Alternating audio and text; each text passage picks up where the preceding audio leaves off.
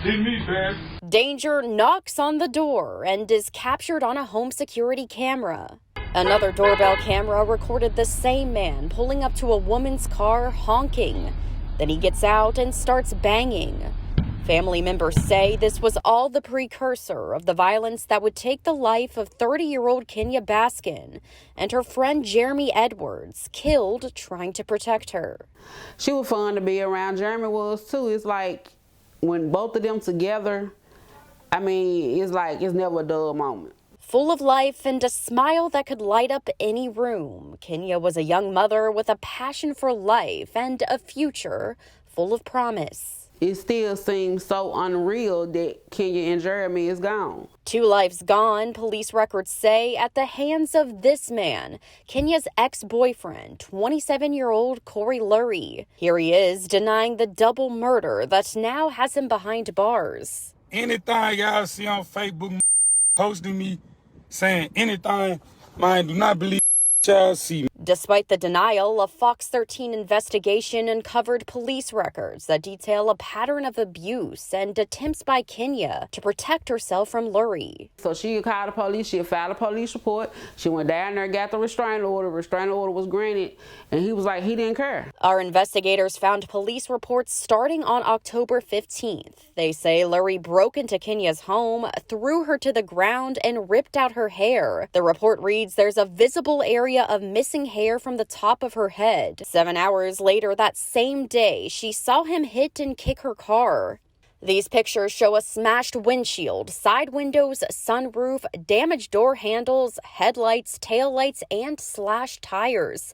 The police report says $15,000 in damage. He had stole her car, he had vandalized her car, he came and kicked in her doors. On November 19th, our records say he stole her car. Despite the violence, he was not charged with either of those cases until December 1st. A day later, he bonded out of jail. And just 4 days after he was set free, the records our investigative team found say he went back to Kenya's home twice. First, records say Lurie broke into her home around midnight and attacked her.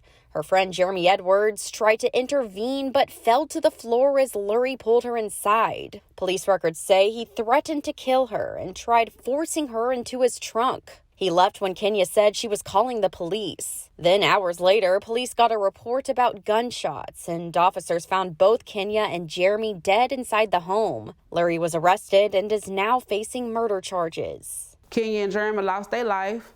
Corey's in jail. The children don't have any parents. So, I mean, there's nobody wins in this situation. And this isn't the first domestic violence case we uncovered against Lurie.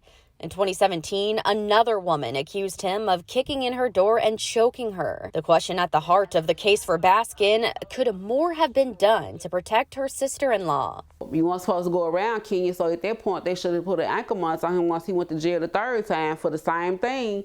He should have had an ankle monitor on to monitor his every move. Unfortunately, Kenya's situation isn't uncommon.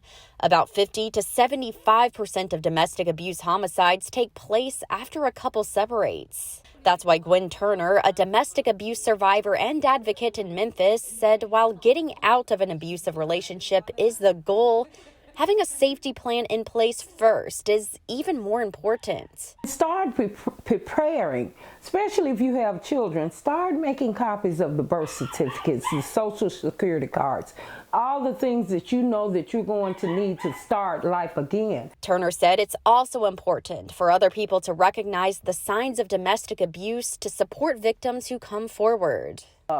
If they start acting strange, start making other decisions, stop being with their friends, even if they start to dress differently, this is a discussion that you may want to have.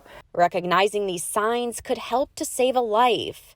Though it's too late for Kenya, Baskin said her memory will live on. Now she hopes her abuser will pay, so she and Kenya's 3 children can have closure. At the end of the day, I'm glad that the children will get some form of justice. I mean, so justice will be served. And Lurie is facing charges of first-degree murder, aggravated burglary, aggravated assault, domestic assault, and convicted felon in possession of a handgun charges. He's being held without bond. In the studio, Mandy Rock, Fox 13 investigates.